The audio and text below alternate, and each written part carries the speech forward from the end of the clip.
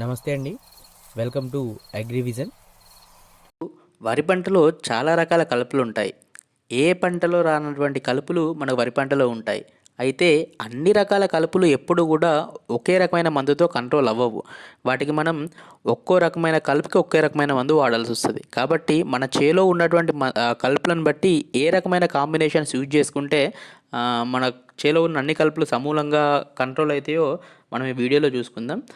అదేవిధంగా మన వరి పంటలో చూసుకున్నట్లయితే ముఖ్యంగా వచ్చే కలుపులు ఊద, ఒర్రంకి, ఒలిపిడి, దొంగవరి, తుంగ, పొన్నగంటి కూర, వెన్నాద్రి, పిల్లడుగు, దారుక, చీపిరి పుల్లల గడ్డి ఇట్లా రకరకాల కలుపులనేటివి వస్తుంటాయి. వీటిని కంట్రోల్ చేయడానికి బెస్ట్ కాంబినేషన్స్ ఏవున్నాయో ఇప్పుడు మనం చూసుకుందాం.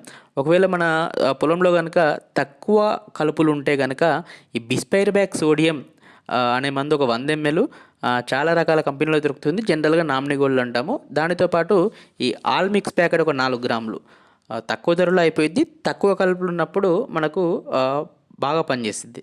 దానితో పాటు వ వ చాలా కలుపులు ఎక్కువగా ఉంటే అంటే అన్ని రకాల కలుపులు ఉంటే గనక ఈ కౌన్సిల్ యాక్టివ్ ఒక 90 గ్రాములు, దానితో పాటు బిస్పైర్బ్యాక్ సోడియం ఒక 50 ml.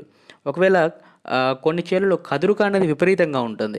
ఈ కదురుకు ఎక్కువ ఉంటే గనక ఈ నోవాక్సిడ్ ఒక హాఫ్ లీటరు, దాంతోపాటు బిస్పైర్బ్యాక్ సోడియం ఒక 50 ml కలిపి స్ప్రే చేసుకోండి. ఒకవేళ మన చేనులో గనక ఈ దారక లేదంటే ఆరిక అంటాం కదా! అది గాని దారుక, ఆరిక, తుంగ, తెల్ల జీలగ ఇవి ఉంటే గనక పెనాక్సులం ప్లస్ సైలఫాబుటైల్ అంటే వివాయా టెక్నికల్, దానిలో బిస్పైర్బ్యాక్ సోడియం ఒక 50 ml ఇలా కలిపి స్ప్రే చేసుకోవడం వల్ల మనకు ఈ మంచి కాంబినేషన్స్ ఇటువంటివి స్ప్రే చేసుకుంటే అన్ని రకాల కలుపులనేటివి కంట్రోల్ అవుతాయి.